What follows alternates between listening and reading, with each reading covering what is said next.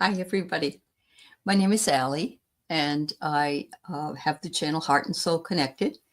And today I want to talk just a little bit about familial wounds and patterns of different families, and also ancestral healing, which is something that um, has probably been around a lot with regard to psychological study and so on. But I think it's becoming more and more ingrained now in how we want to move into our lives at this point in history and heal the wounds that we have suffered, that our parents have suffered, that their grandparents have suffered, and ultimately also our children will suffer, our grandchildren will suffer if we don't heal them. And so I just want to talk a little bit about these today from a metaphysical standpoint. I'm not a therapist or anything else, but I do believe that we have the ability to track some of our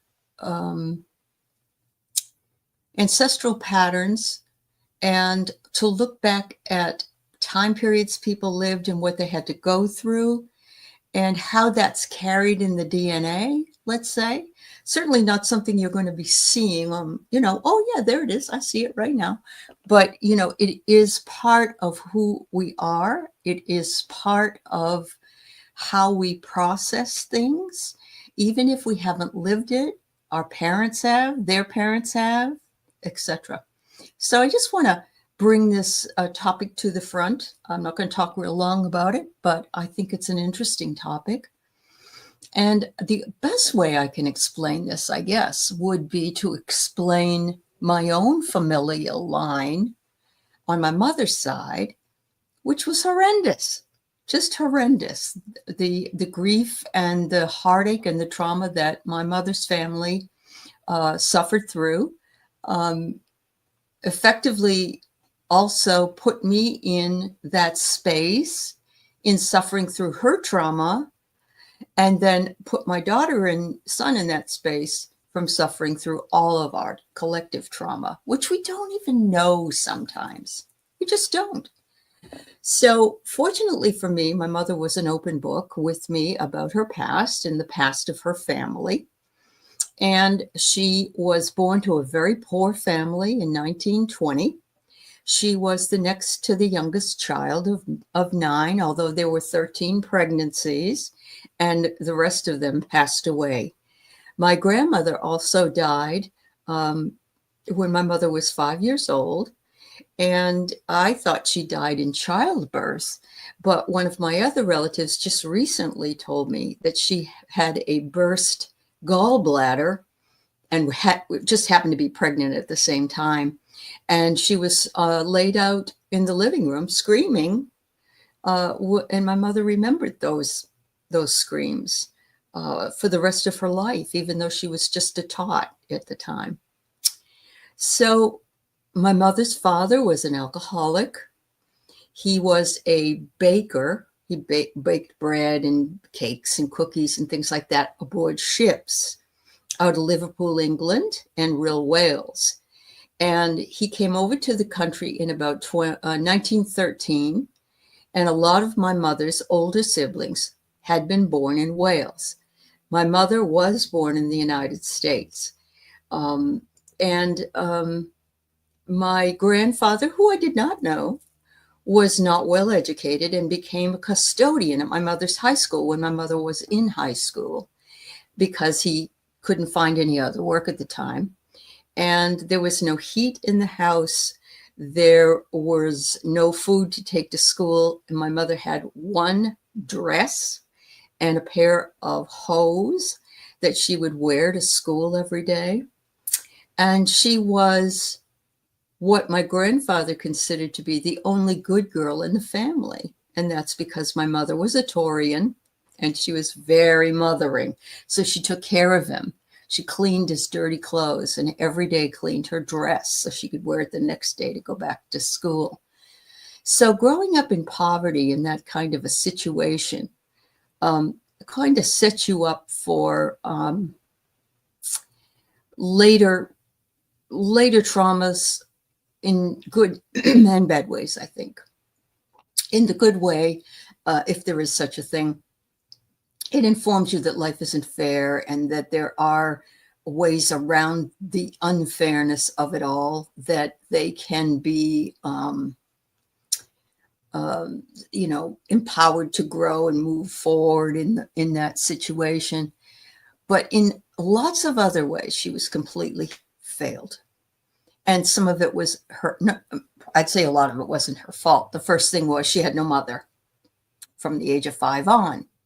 And though she had older sisters, she was alone until she was of school age. And then by the time she got into school and started, through the grades, her sisters and brothers all moved out of the house and got married when they were like 17 or 18 years old. So my mother is with her younger sister, and my mother is plagued by a woman who comes into the family as a child caregiver and, quote, mother figure. My grandfather apparently remarried and married her, only to find out that she was married still to somebody over in the UK. So my mother had her for a period of time and then she left. So mothers leave, right? But while she was in the company of her mother, she was told that she was homely and poor thing, and that, she was ugly and all kinds of things, while she told my aunt how beautiful she was with her golden curls and how perfect a little girl she was. And my aunt was only 2 years younger than my mom.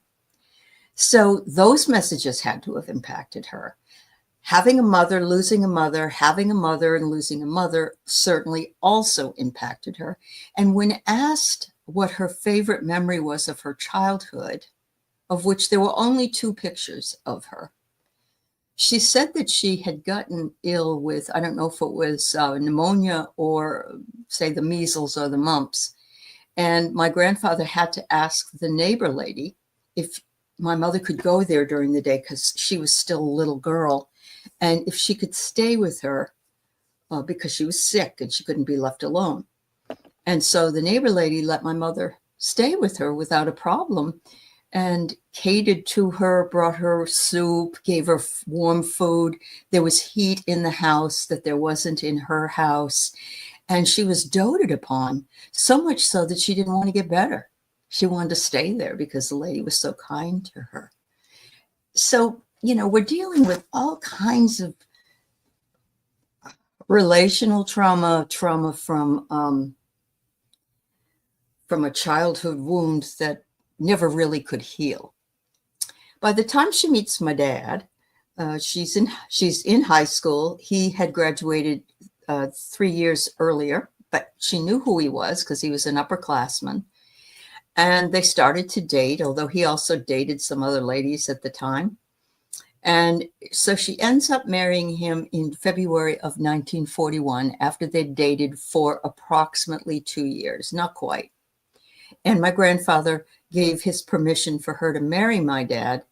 And my grandfather only gave permission to one of his children to marry, and it was my mother. And he said, "You get a good girl when you get my Alice," because that was her name. All these are stories, of course, that I've heard over the years, but my mom's been dead for a number of years. I mean, I'm like talking 38 years. So this is not something that I've heard yesterday or anything. But it has come into my mind when I think about familial wounds and patterns. So my mother ends up marrying my dad, and she gets pregnant with my brother and delivers him September 1942, the day after my father got on a ship to go to Italy and then later Africa in World War II. And his sister sent him letters, and my mother sent him letters. And his sister had written that the baby was born and they named him and so on and so forth. And then every other letter, she said the baby this and the baby that. So my dad didn't get the first letter, and he didn't know if it was a boy or a girl all that time. And he was gone for 4 years during that 4 years, my mother lived with her sister, her older sister, and lived with her and her son in an apartment.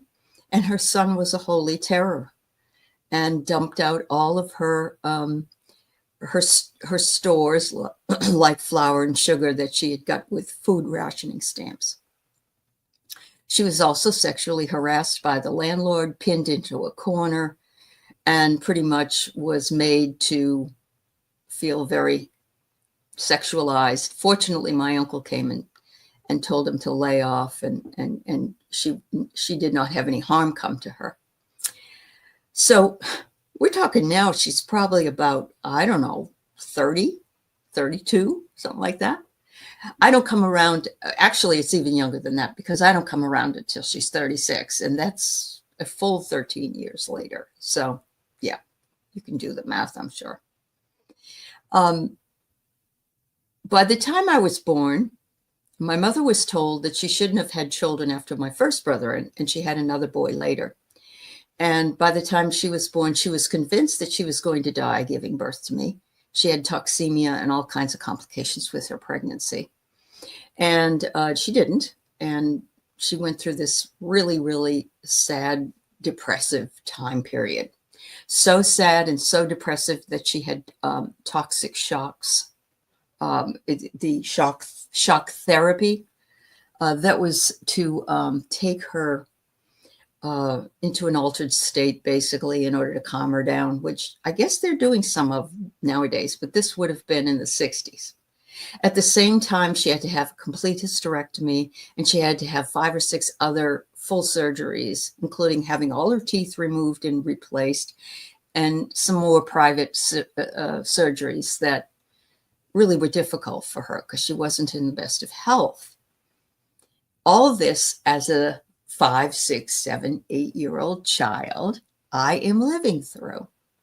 As well as, I'm going to just add, my dad is in a TB hospital for a year during the late 50s. And my brother, who is 13 years older than me, is working at a farm to help pay for groceries. So there's nothing easy in my mother's life. And it will continue to be that way. And it will shape and format the way that she expresses herself, her fears, her anxieties, and her physical symptoms that will come up later on as well. She also had some psychic ability, and I don't know if she fully embraced that because of all the other issues that she was going through. So if I take this and I put this into my DNA, because I'm born from this, and then my daughter is born from my DNA, there's a direct motherly maternal line here of trauma. There's trauma from her mother for having 13 children and dying on the table when my grandmother was probably 30 when she died, 40. My mother took up the rest, all those things that were traumatizing for her. And I'm sure there's more. There's a lot more. But I think my point has been made, I guess. And then I feel the trauma. And then my daughter feels, or my son feels the trauma. But we don't know why we feel the trauma. Why do you suppose we feel this way about this or that or the other? So the idea of ancestral healing is moving through meditation, through affirmation, through prayerful knowledge and work with the Akashic records and with past life memories and with our own past memories, and trying to heal the line of ancestry in both directions. So if I, as a starting point, begin here, even though I'm 70 years old at this time, I can heal my mother, and I can heal my grandmother, and I can heal my great-grandmother, and I can heal my great-great-grandmother, just in that ancestral line. I haven't even talked about my father's information and why he came to be and everything else, because we come from all these people. We don't think about it that way. We think we come from these two parents and they're responsible for all the trauma and all the problems that we have. We're not thinking in terms of it being further back than that. And so we're then taking that and we have our own trauma through our own life, not realizing that we're passing that along to the ones that we give birth and raise. And it's fascinating to me because both of my children, they're not children, they're in their 40s, do not want children. And so the legacy would stop at them if they decided they did. And we were able to do that ancestral healing. So I would like to do it for myself and my mother and my grandmother, who no one really ever knew. And I would like to think that by doing these meditations, by doing these affirmations, by working with this energy, that we can work to instill more confidence in ourselves, make the changes we want to make in our current lifetime, because this is the lifetime we're living from the trauma of before we were even born. And then we have our past life traumas. So we've got a lot of wounding that needs healing. And we need to find a way to sort of crochet all of those threads together for wholeness. And no one has ever taught us how to do that. No one has ever shown us the way until most recently. There are people that are working with this energy at this time. But this entire idea would have been magical for my mother if she had been around to live it. I'm not sure she would have been able to accept that it would go away. She was afraid to go to the doctor. She was afraid to go to the dentist. She was afraid to drive a car. She was afraid of this. I did not take any of that from her. But there are other things I have. And some of the trauma, I'm sure I did. I was there when she was going through it. You can't help but become integrated by that part, as well as the idea that sometimes we have memories of things we've heard about, but not really lived. Some would say in that false memory idea, that would be, for instance, young children that have been brainwashed into thinking they had been abused. And so it became their truth. There is some brainwashing going on right now here in the United States. I'm not going to say anything more about it, except that it becomes the truth for many. And so healing our wounds and our patterns, and why do we go there with this? Why are we triggered by this? This is something that's curiosity is just screaming at me for. I am not a therapist. I am a spiritual counselor, and that's where I come from when I discuss these things. My daughter happens to be a therapist, but she's not offering her information to everyone. There are things we need to just sit down and try to unwind. Reminds me of a cassette. You got this cassette and, the tape got pulled. Now you're going to have to go in and turn it to get it rewound. So rewinding, looking at some of the patterns, perhaps that your mother, your father, if your grandmother was alive, if you had sisters and brothers that were instrumental in your life, you can look at some of the patterns. You can see the wounding of the family wounds and how they worked in that family. You can work on healing the ancestral line up and down. Linear, doesn't have to be. It can be all over the place. This is the key. Time is not linear. We make it linear so that we know, I got to get to so-and-so place because I'm going to be late. I have a doctor's appointment. I have to go get my hair done or whatever it is. But time isn't really linear. We live past, present, and future in the current paradigm. So you can go back in your mind and you can heal the past and you can embrace the present. And this will create the future that you're hoping for.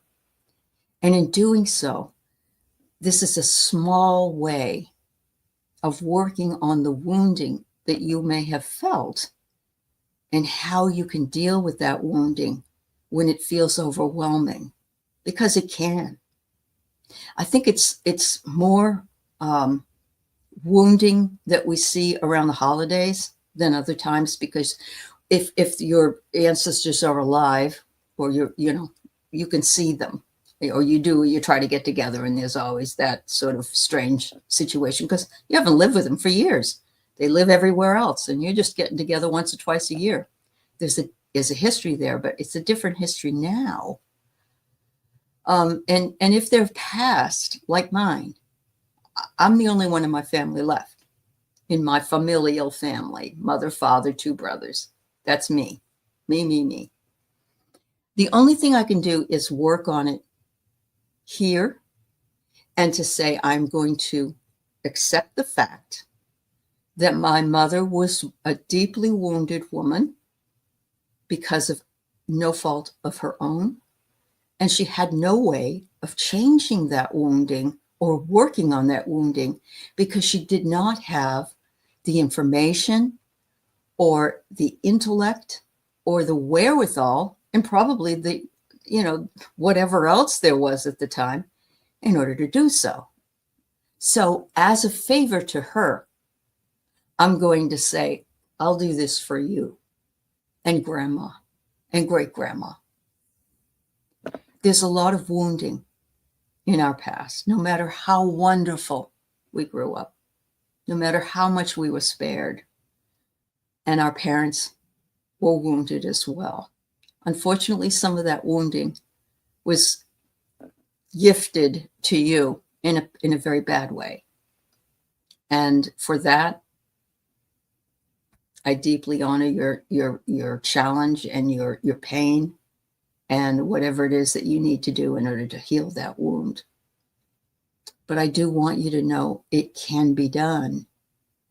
And yeah, maybe tomorrow or 2 days later or 5 years later, something comes up and you have to work on it again. But you've made effort. You don't stay the victim. You don't stay in the wound. And this isn't judgment. I'm not judging you.